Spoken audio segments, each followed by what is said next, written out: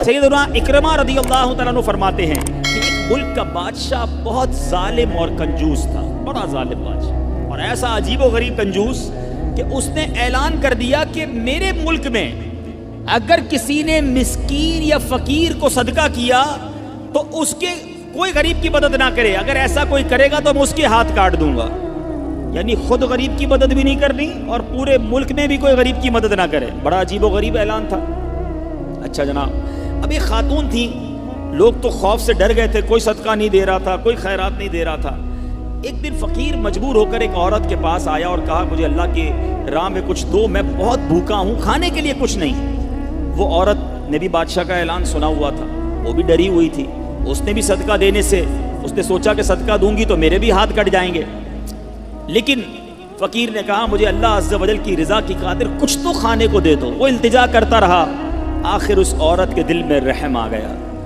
उस औरत ने उस फकीर को सदका दे दिया, खाने को दे दिया। अब 2 रोटियां दी उसे खाने को। फकीर रोटियां लेकर दुआएं देता हुआ चला गया। बादशाह को पता चल गया कि मुल्क में एक ऐसी औरत है जिसने किसी फकीर को सदका दिया। उसने अपने बंदे भेजे और इस खुदा तरस रहम दिल औरत के दोनों हाथ काट दिए गए। इसके दोनों हाथ कट गए। अब मीठे इस्लामी भाइयों, कुछ अरसे के बाद बादशाह ने अपनी वालदा से कहा कि मुझे अपनी मुमलिकत की सबसे हसीन लड़की से शादी करनी है। उसकी माँ ने जब मालूमात करवाई तो पता चला पूरे मुल्क में एक लड़की सबसे ज़्यादा हसीन है, मगर उसमें एक खामी यह है कि उसके दोनों हाथ नहीं हैं। उसने बादशाह से कहा, बादशाह ने लड़की को देखा, उसे पसंद आई, उससे शादी कर ली और वो औरत अब मलका बन गई। जिसने 2 रोटियां सदका की, हाथ कट गए, अब वो बादशाह की ज़ौजा बन गई। बड़ी ज़िंदगी आराम से गुजरने लगी, मगर एक और इम्तिहान उसकी ज़िंदगी में बाकी था। फिर क्या हुआ कि क्योंकि और भी उसकी बीवियां थी बादशाह की, नई नवेली दुल्हन के साथ बादशाह बहुत वक्त गुजारता, बड़ी नवाजिशात करता। दूसरी जो बीवियां थी वो हसद करती थी। एक मरतबा बादशाह तवील अरसे के लिए मुल्क से बाहर गया तो बादशाह की बीवियों को अच्छा मौका मिला। उन्होंने बादशाह को ख़त में लिखा कि तुम्हारे पीछे तुम्हारी जो बीवी है, नई दुल्हन जो है, वो बुरे काम करती है, उसका किरदार अच्छा नहीं। बादशाह ने बग़ैर किसी तहकीक के हुक्म दे दिया कि मेरी बीवी को उठाया जाए और जंगल में फेंक दिया जाए, महल से निकाल कर जंगल में फेंक दो। अब वो औरत जंगल में पहुंच गई, बयाबान जंगल था, उसका एक बेटा भी हो गया था बादशाह से। अब इतनी देर में मेरे मीठे इस्लामी भाइयों, वो औरत उस जंगल में नहर में पानी पीने के लिए झुकी तो उसके हाथ से वो बच्चा भी पानी में गिर गया। ज़ोर ज़ोर से रोने लगी, बच्चा भी पानी में है, दोनों हाथ भी नहीं हैं। पुकारे तो किसे पुकारे। अचानक 2 खूबसूरत नौजवान आए।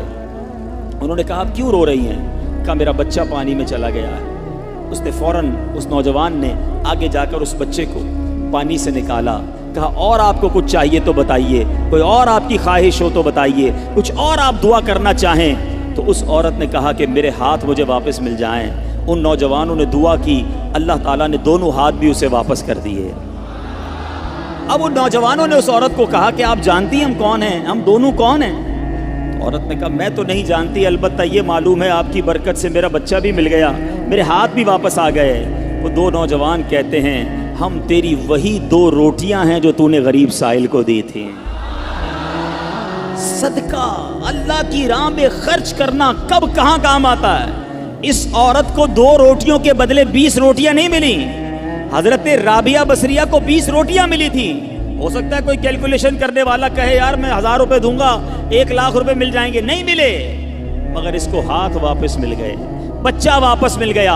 क्या मालूम मुझ पर और आप पर कोई बला आने वाली हो, कोई मुसीबत आने वाली हो, कोई बीमारी आने वाली हो, अगर अल्लाह की राह में सदका दें, किसी गरीब की मदद करें और इसके दिल से दुआ निकले और अल्लाह करीम हमसे वो मुसीबत को टाल दे। तो ऐ मेरे बीचे इस्लामी भाइयों, हज़रत मंसूर बिन अम्मार रहमतुल्लाहि तआला अलैह एक रोज़ वाज फरमा रहे थे तो किसी हकदार ने 4 दिरहम का सवाल किया। कोई गरीब था, मिस्कीन था, उसने 4 दिरहम का सवाल किया। तो आप रहमतुल्लाहि तआला अलैह ने ऐलान किया कि जो इसको 4 दिरहम देगा मैं उसको 4 दुआएं दूंगा। आपने, अल्लाह के वली थे, आपने फरमाया जो इसको 4 दिरहम देगा मैं उसको 4 दुआएं दूंगा। उस वक्त एक गुलाम गुजर रहा था, खुद भी गरीब था, مگر اللہ کے ولی کی ایک ایسی شاندار آواز سنی کہ 4 دعائیں ملیں گی. تو اس نے کیا کیا, اپنے پاس اس کے 4 درہم تھے, وہ اس نے غریب کو دے دیے, اس سائل کو دے دیے. تو حضرت نے کہا کہ اب بتاؤ کون سی 4 دعائیں کروانی ہیں. کہ حضرت پہلی دعا تو کر دیں کہ میں غلامی سے آزاد کر دیا جاؤں, غلام ہوں, غلامی سے میری آزادی ہو جائے. نمبر 2, مجھے ان درہم کا بدلہ بھی مل جائے, 4 درہم دے تو دیے, مجھے اس کا بدلہ بھی مل جائے. تیسری دعا حضور یہ کر دیں مجھے اور میرے آقا کو توبہ نصیب ہو جائے. چوتھی دعا یہ کر دیں کہ میری, میرے آقا کی, آپ کی اور تمام حاضرین کی بخشش ہو جائے. 4 بڑی پیاری دعائیں کروا لی اس نے جناب. اب آقا کے پاس جب وہ غلام پہنچا تو آقا کہتا اتنی دیر کیوں ہو گئی, کدھر رہ گئے تھے بھائی, کئی کام سے بھیجا تھا, اتنا لیٹ. کہتا ہے حضور ایسا ایسا ماجرا ہوا, راستے میں حضرت منصور اللہ کے ولی وہ کہہ رہے تھے جو 4 درہم دے دے میں 4 دعائیں کروں گا. میں نے تو 4 درہم دی اور 4 دعائیں کروا کے آیا ہوں. اچھا بتاؤ دعائیں کون سی تھی, پہلی دعا بتاؤ. کہا حضور میں نے پہلی دعا تو کی کہ اللہ مجھے غلامی سے آزاد کر دے. آقا کہتا ہے جا تو غلامی سے آزاد ہے. پہلی دعا فوراً قبول ہو گئی نا, پہلے آقا کو دعا سنائی, آقا کہتا جا تو غلامی سے آزاد. کہا بتا دوسری دعا کون سی کروا کے آیا. کہا حضور دوسری دعا میں نے یہ کی کہ جو 4 درہم میں نے دیے ہیں مجھے اس کا بدلہ مل جائے. غریب آدمی تھا ظاہر ہے. تو آقا نے کہا کہ میں نے تجھے 4 درہم کے بدلے 4000 درہم دیے. ارے بھائی واہ بھائی. تیسری دعا بتا کون سی کروا کے آیا.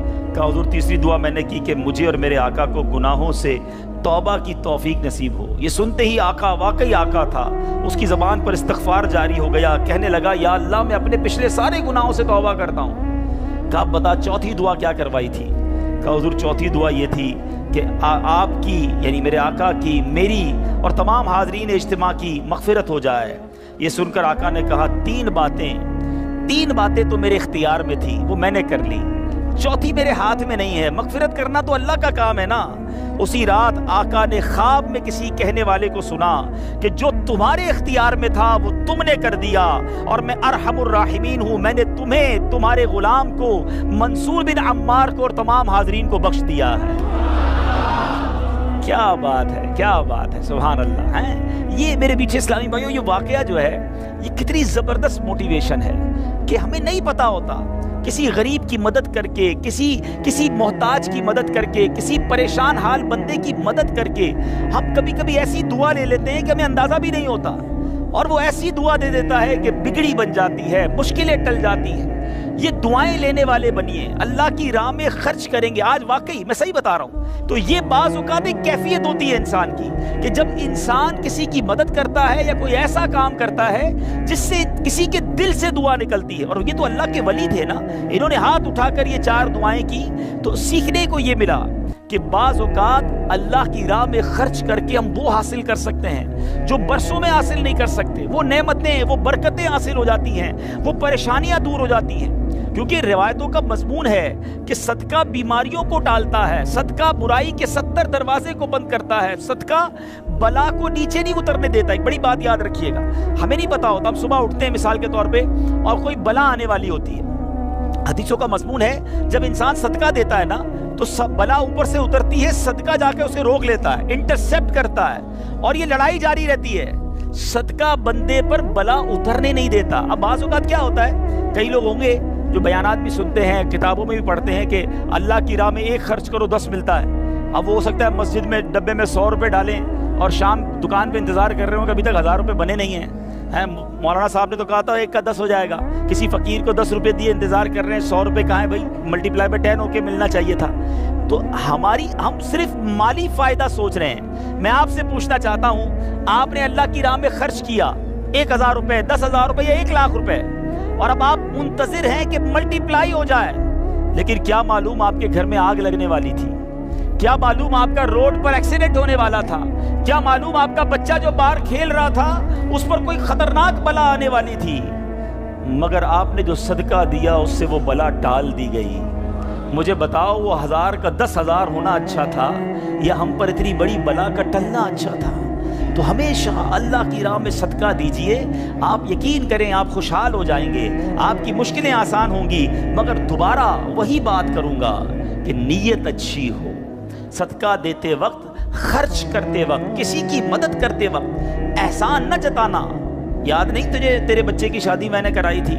بھول تو نہیں گیا قرضہ میں نے دیا تھا؟ ہاں تو ریڈی لگاتا تھا، میں نے تجھے جناب دکان کا کرایہ دیا تھا۔ یہ احسان جتا کر تو صدقہ ضائع ہو جائے گا۔ یا ایھا الذین آمنوا لا تبطلوا صدقاتکم بالمن والاذی، اے ایمان والو اپنے صدقے ضائع نہ کرو احسان جتا کر، تکلیف پہنچا کر۔ تو کچھ لوگ صدقہ دیتے بھی ہیں، مدد کرتے بھی ہیں، پھر ساری زندگی جتا رہے ہوتے ہیں، تو یہ بربادی ہے، یہ نہ کریں۔ بس اللہ کے لیے، اللہ کی رضا کے لیے آپ خرچ کریں، اور پھر دیکھیں اس کی برکتیں کیسے ملتی ہیں۔ قرآن میں اللہ تبارک و تعالیٰ اپنی راہ میں خرچ کرنے والوں کو کیسا مجدہ سناتا ہے، کیسی خوشخبری ہے، کیسا فرمان ہے۔ اللہ فرماتا ہے ان المصدقین والمصدقات واقرضوا اللہ قرضا حسنا یضاعف لهم ولهم اجر کریم، بے شک صدقہ دینے والے مرد اور صدقہ دینے والی عورتیں اور وہ جنہوں نے اللہ کو اچھا قرض دیا، ان کے دونے ہیں اور ان کے لیے عزت کا ثواب ہے۔ اب کمال یہ ہے، یہ ایک جگہ نہیں، قرآن میں کئی جگہ اللہ تبارک و تعالیٰ نے قرض کا لفظ استعمال کیا ہے۔ کوئی اللہ کو جو اچھا قرض دے؟ مجھے ایک بات بتائیے، میں آپ میں سے کسی کو کوئی 10,000 روپے رکھوائے اور تھوڑے دنوں بعد کہے کہ ذرا وہ 10,000 میں سے 5,000 روپے دے دو، تو اس 5,000 دینے والے نے کوئی کمال کیا؟ اس کا تو کوئی کمال نہیں نا، پیسے میرے تھے اور میں نے کہا کہ میرے 10,000 میں سے 5,000 مجھے دے دو، کیا کمال کیا؟ میرے پیسے تھے، واپس دے دیے۔ مگر اللہ کی شان دیکھو، اللہ کی کرم نوازی دیکھو، شان کریمی دیکھو، ہم سب کو دانا دانا اس نے دیا ہے۔ ہم تو پیدا ہوئے تھے، کپڑے بھی جسم پر نہیں تھے، کھانے کو اس نے دیا، پہننے کو اس نے دیا، گھر اس نے دیا، مال اس نے دیا، سب اس نے دیا، مگر جب اس کی راہ میں خرچ کرنے کی باری آتی ہے تو کہتا ہے، فرماتا ہے قرآن میں ہے کوئی جو اللہ کو اچھا قرض دے؟ اللہ کا مال ہے، ہم نے کیا کمال کرنا تھا؟ ہم خرچ کرتے، وہ کچھ بھی نہ دیتا اس کے بدلے، پھر بھی اسی کا مال تھا۔ مگر مہربانی دیکھو، مال بھی وہ دیتا ہے، توفیق بھی وہ دیتا ہے، خرچ کریں تو ثواب بھی وہی دیتا ہے، عطا بھی وہی کرتا ہے۔ اور علماء نے بڑی زبردست اس پہ ڈیبیٹ کی ہے، مفسرین نے بحث کی ہے کہ جناب ان آیتوں میں قرض کا لفظ کیوں لایا گیا؟ اللہ اکبر۔ فرمایا جب آپ اور میں، دنیا میں بندہ کسی کو قرضہ دیتا ہے نا تو امید ہوتی ہے یہ قرضہ واپس ملے گا۔ اگر امید نہ ہو تو پھر یہ قرض نہیں ہے، پھر تو تحفہ ہو جائے گا نا۔ آپ کسی کو تحفہ دیتے ہیں تو آپ کو پتہ یہ واپس نہیں آئے گا، لیکن قرضہ دیتے وقت آپ طے کرتے ہیں کتنے دنوں میں دو گے، کب دو گے، کیسے لوٹاؤ گے، تھوڑی بندہ معلومات بھی کرتا ہے، یار قرضہ دے رہا ہوں واپس ملے گا نہیں ملے گا۔ تو قرض کے جب بھی لفظ لون آئے گا، قرض آئے گا، اس کا مطلب یہ کہ یہ واپس ملنا ہے۔ تو اللہ نے قرآن میں گویا وعدہ فرما لیا ہے کہ تم جو میری راہ میں خرچ کرتے ہو، یہ اللہ کو قرض دینا ہے، یہ تمہیں واپس ملے گا، یہ لوٹایا جائے گا اور زیادہ دیا جائے گا۔ تو ہمیں اللہ کی راہ میں خرچ کرتے وقت یہ ذہن رکھنا چاہیے۔ سبحان اللہ۔ اب بانٹنے سے کیا گھٹتا ہے؟ بڑی خوبصورت حدیث پاک ہے، ذرا سمجھیے گا۔ ایک بار حضرت عائشہ صدیقہ رضی اللہ تعالی عنہا سے مروی ہے کہ اہل بیت نے، نبی پاک کے گھر والوں نے ایک بکری ذبح کی اور پیارے آقا علیہ الصلوۃ والسلام تشریف لائے، بکری ذبح کی اور انہوں نے کچھ تقسیم بھی کر دی۔ حدیث کا مضمون ہے، نبی پاک آئے اور ارشاد فرمایا کہ اے عائشہ کیا بچا ہے؟ بکری کو کاٹا تھا، تقسیم کی، کیا بچا ہے؟ عرض کی گئی کہ حضور کاندھے کے سوا کچھ نہیں بچا ہے، کاندھے کا گوشت بچا لیا گیا ہوگا، باقی بانٹ دیا۔ نبی پاک نے ایک جملے میں ساری بات سمجھا دی، اگر آپ سمجھ جائیں۔ آقا نے فرمایا عائشہ کاندھے کے سوا سب بچ گیا ہے۔ بات آ رہی ہے سمجھ میں؟ کہا کیا گیا؟ حضور کاندھا بچ گیا ہے، کاندھے کے سوا کچھ نہیں بچا، اور نبی پاک نے فرمایا کاندھے کے سوا سب بچ گیا ہے، یعنی جو بٹ گیا ہے وہ بچ گیا ہے۔ یہ ذہن بنا لو کہ آج میں نے اور آپ نے جو اللہ کی راہ میں خرچ کیا وہی بچا ہے، ورنہ باقی تو کھا کے ختم کر دیں گے نا۔ اگر ہم مر جائیں گے تو یہ پیسے تو بچوں کے وراثت میں چلے جائیں گے۔ میرے لیے کیا بچا ہے؟ میرے لیے وہی بچا ہے جو میں نے آگے بھیج دیا ہے، جو بانٹ دیا ہے، جو خرچ کر دیا ہے۔ عقل اگر آ جائے ہمیں، اللہ کرے کہ ہمیں اس بات کی سمجھ آ جائے کہ آج اگر خوشحالی ہے، آج اگر مال جیب میں ہے، بینکوں میں پڑا ہے، گھر خالی پڑے ہیں، یہ خالی پڑے رہ جائیں گے اور میں دنیا سے چلا جاؤں گا۔ اگر میں چاہتا ہوں یہ آخرت کے اکاؤنٹ میں جمع ہو جائیں، میں یہ پیسہ لے کر جنت میں جاؤں اور اس پیسوں کے بدلے جنت کی نعمتیں کما لوں، تو مجھے یہاں یہ اللہ کی راہ میں خرچ کرنا پڑے گا۔ اور یہ بات میں نہیں کہہ رہا، آپ اور میں یہاں رہنے والے بھی، یہاں بھی کمیٹی ڈالی جاتی ہوگی، BC ہوتی ہوگی، زندگی کہ تھوڑے تھوڑے پیسے جس میں جمع ہوتے ہیں اور وقت پر مل جاتے ہیں، انسان کمیٹی ڈالتا ہے کہ یار کبھی برے وقتوں میں کام آئے گی، بچی کی شادی میں کام آئے گی. ایسا ہوتا ہوگا نا آپ کے یہاں بھی. اب میں آپ کو حدیث قدسی سناتا ہوں. حدیث قدسی ہے جس کا مضمون ہے، اے ابن آدم اپنا مال میرے پاس جمع کرا دے. اللہ فرماتا ہے اے ابن آدم اپنا مال میرے پاس جمع کرا دے، نہ جلے گا نہ ڈوبے گا نہ کم ہوگا. میں تجھے اس دن لوٹاؤں گا جس دن تجھے ایک ایک نیکی کی ضرورت ہوگی. Security deposit. یہ بعض اوقات جو مسجد میں ہمارے آگے سے ڈبہ جاتا ہے نا، یا کبھی کوئی اسلامی بھائی جھولی لے کے بیٹھے ہوتے ہیں، یہ جب جیب سے آپ پیسے نکال کے ڈالتے ہو نا، اس وقت ذہن بناؤ کہ یہ جا نہیں رہا، یہ جمع ہو رہا ہے میرے آخرت کے اکاؤنٹ میں. اور ڈال دوں یار، ابھی آج کل پیسے اچھے ہیں، تھوڑے اور ڈال دوں جمع ہو جائے، ادھر ملے گا.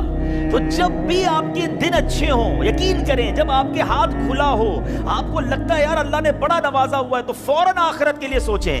جیسے ہی زیادہ پیسے آتے بندہ سوچتا ہے نا یار آج کل اچھے پیسے ہو گئے، کوئی اچھی جگہ پر گھر لے لیتے ہیں، چلو بچوں کو لے کے کہیں سیر کرانے جاتے ہیں. آپ اپنے پیسے کو دنیا میں انجوائمنٹ کے لیے جب یوز کر رہے ہیں تو اسی پیسے کو آخرت کی انجوائمنٹ کے لیے، آخرت کی لگژریز کے لیے، آخرت کی نعمتوں کے لیے استعمال کرنے کا ذہن بنائیں اور دیتے چلے جائیں. میں یہاں ایک مشورہ بھی دینا چاہوں گا، بالخصوص میرے بزرگوں کو، اللہ نے جن کو نوازا ہے، بلکہ میں کہتا ہوں تھوڑے پیسے بھی ہیں نا، یہ میرا مشورہ یاد رکھ لو. اور یہ امیر علیہ سنت نے ایک بار مدنی مذاکرے میں بھی فرمایا تھا. ہم نے الحمدللہ تحدیث نعمت کے لیے عرض کرتا ہوں، الحمدللہ میری والدہ مرحومہ نے، میرے والد صاحب نے، میں نے خود بھی، ہمارے گھر والوں نے، ہم نے اس طریقے پر عمل کیا اور اس کی برکتیں پائی ہیں. تو اچھی نیت سے میں آپ کو بتاتا ہوں کہ ہم دیکھیں دنیا میں ہیں، ٹھیک ہے، ہم نے بہت سارے ایسے جنازے پڑھے ہیں، ایسے سویم میں بھی گئے ہیں، 40ویں میں بھی گئے ہیں، اور جا کے ہم نے مرحوم کے بچوں کو کہا ہے کہ دیکھیں آپ کے ابو جان چلے گئے دنیا سے، کروڑوں روپے چھوڑ کر گئے ہیں، آپ کے ابو نے کتنا کیا آپ کے لیے، اب آپ اپنے ابو کے لیے کچھ کیجئے، کوئی مسجد بنائیے، کوئی مدرسہ بنائیے، کوئی کنواں کھدوائیے، اپنے والد کو ثواب پہنچائیے. تو وہ بیٹا جس کے لیے باپ نے زندگی گزار دی، کروڑوں اربوں روپے چھوڑ کر گیا، وہ کہتا ہے ابھی تو ہاتھ بڑا ٹائٹ ہے، تو ابھی بعد میں کریں گے، تو بعد میں دیکھ لیں گے. اور ہم دیکھتے ہیں اس کے بعد مرحوم کے لیے بظاہر کچھ نہیں کیا جاتا. تو آج مجھے اور آپ کو اپنی فکر خود کرنی ہے. اگر آپ نے پیسے کمائے ہیں نا، آپ نے مکان بنائے ہیں، آپ نے جائیدادیں بنائی ہیں، تو اپنی فکر خود کیجئے. اس کے دو طریقے ہیں. ایک طریقہ اپنی زندگی میں ہی انہوں نے ماشاءاللہ یہ مسجد بنا دی، مدرسہ بنا دیا، بہت اچھی بات ہے، یا تو یہ کر لیں.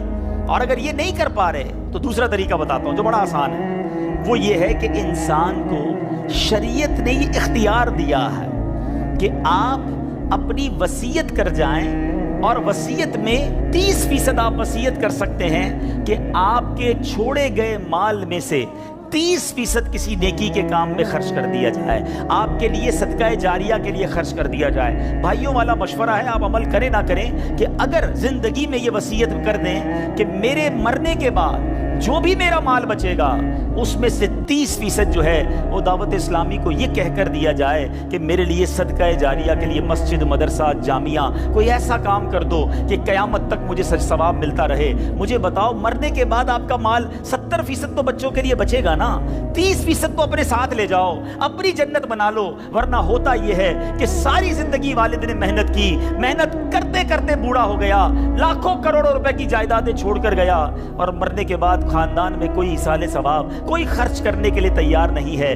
تو دو چیزیں یاد رکھیں، ایک تو زندگی ہی میں اپنے لیے ثواب جاریہ والے کام کر لیں. اللہ کی رحمت سے دعوت اسلامی ساری دنیا میں مسجدیں بنا رہی ہے، ماشاءاللہ ایسے کئی کام ہو رہے ہیں جو قیامت تک چلنے والے ہیں. آپ اپنی زندگی میں اپنے لیے وہ کام کر لیجئے. اور اگر ایسا نہ بھی کر سکیں اور کر بھی لیا ہو تو وصیت کرنے میں تو کوئی حرج نہیں ہے کہ مرنے کے بعد تو میرا مال میرے پاس رہنا ہی نہیں ہے، تو کیوں نہ وہ میرے ساتھ جنت میں مجھے کام آ جائے. اور آج بھی صدقہ کیسی کیسی پریشانیوں اور بیماریوں کو دور کرتا ہے. اللہ اکبر. ایک اور ایمان افروز واقعہ سناتا ہوں کہ ایک بار حضرت عیسیٰ علیہ نبینا علیہ السلام کے زمانے میں ایک دھوبی تھا جو لوگوں کے کپڑے آپس میں تبدیل کر دیتا تھا، یعنی لوگوں کے کپڑے ملا دیتا. لوگ بڑے پریشان تھے اس سے.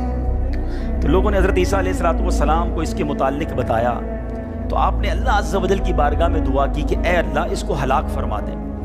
اللہ کے نبی نے ایک ایسے شخص کے لیے دعا کی کہ یا اللہ اس کو ہلاک کر دے، تیرے بندے اس سے بڑے پریشان ہیں. ایک روز وہ دھوبی بالکل اسی معمول میں نکلا، اس کے پاس 3 روٹیاں تھیں. ایک سائل آیا, ایک فقیر آیا اور اس نے کہا کہ اللہ کے لیے مجھے روٹی دے دو. تو آپ نے اس دھوبی نے ایک روٹی اس سائل کو دے دی. سائل نے دعا دی کہ اللہ تعالیٰ تجھ سے آفات سماویہ کا شر دور کر دے, آسمانی بلاؤں کو دور کر دے. دھوبی بڑا متاثر ہوا, بڑی پیاری دعا دی, ایک اور روٹی بھی دے دی. اس سائل نے دعا دی کہ اللہ تعالیٰ تجھے جملہ آفتوں سے محفوظ رکھے. اس نے تیسری روٹی بھی دے دی. اب اس سائل نے دعا دی اللہ تجھے توبہ کی توفیق عطا فرمائے. اب اس دوران ایک بڑا سانپ اس کی گٹھڑی میں داخل ہو چکا تھا, کیونکہ حضرت عیسیٰ نے دعا کی تھی اس کو ہلاکت کی. ایک بڑا سا سانپ جو ہے اس کی کپڑوں کی گٹھڑی میں داخل ہو چکا تھا. جب دھوبی نے کپڑے لینے کا ارادہ کیا تو اس سانپ نے اسے ڈسنا چاہا. ایک فرشتے نے اسی وقت سانپ کو لوہے کی لگام ڈال دی اور دھوبی سلامتی کے ساتھ واپس آ گیا. لوگوں نے حضرت عیسیٰ علیہ السلام سے کہا کہ یا روح اللہ, آپ نے دعا کی تھی, یہ بندہ تو ایسے ہی ہٹا کٹا گھوم رہا ہے, بالکل ٹھیک, کچھ مسئلہ ہی نہیں ہوا اس کے ساتھ, سلامت. تو آپ نے اس دھوبی کو بلایا, بتا تو نے کون سی ایسی بھلائی کی ہے, میں نے تیری ہلاکت کی دعا کی اور تو بالکل سلامت گھوم رہا ہے. وہ کہتا حضور میں نے 3 روٹیاں صدقہ کی ہیں, اتنے گناہ, اتنی خطائیں, سارا شہر پریشان, مگر جب صدقہ کیا 3 روٹی کا, آپ نے اس سانپ سے پوچھا کہ تو نے قتل کیوں نہیں کیا, تیری تو ڈیوٹی تھی نا. تو سانپ کہتا ہے اے اللہ کے نبی, اللہ نے آپ کی دعا تو قبول فرما لی, مجھے ہلاک کرنے کے لیے بھیج بھی دیا, مگر جب اس دھوبی نے ایک سائل کو صدقہ دیا تو ایک فرشتے نے مجھے لوہے کی لگام ڈال کر روک لیا. اب وہ دھوبی بھی سارا واقعہ سن رہا تھا کہ اتنے گناہ ہیں, سامنے ایک چھوٹا سا صدقہ کیا, میری ہلاکت رک گئی. اس دھوبی نے بھی توبہ کر لی, اپنے گناہوں سے تائب ہو گیا. کیا سیکھنے کو ملا؟ صدقہ بلاؤں کو ٹالتا ہے, صدقہ مصیبتوں کو ٹالتا ہے, صدقہ عمر میں برکت لاتا ہے.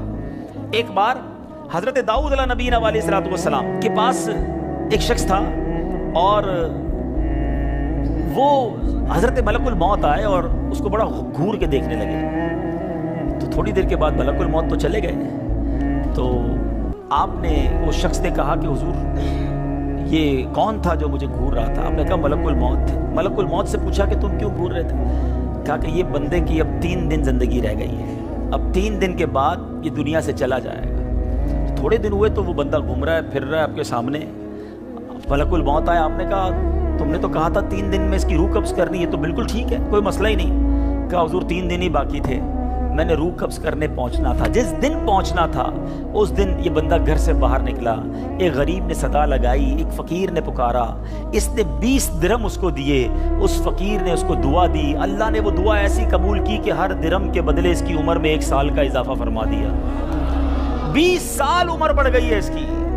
اب ذرا سوچئے میٹھے اسلامی بھائیوں, ایسے کئی واقعات ہیں, کئی باتیں بتا دی جاتی ہیں, کئی باتیں پتہ نہیں ہوتی. ہو سکتا ہے ہماری بھی آخری وقت آنے والا ہو, اللہ نے کسی کی دعا سے بڑھا دیا ہو, ہمارا بھی کوئی برا وقت آنے والا ہو, کوئی اللہ نے نیکی کروا دی, ہم بچ گئے ہوں. تو کرتے رہا کرو نیکی, جچاؤ نہ, دکھاؤ نہ, بتاؤ نہ, کرتے رہا کرو. اللہ کریم ہے, وہ نیکوکاروں کا اجر ضائع نہیں کرتا, وہ ضرور عطا فرماتا ہے.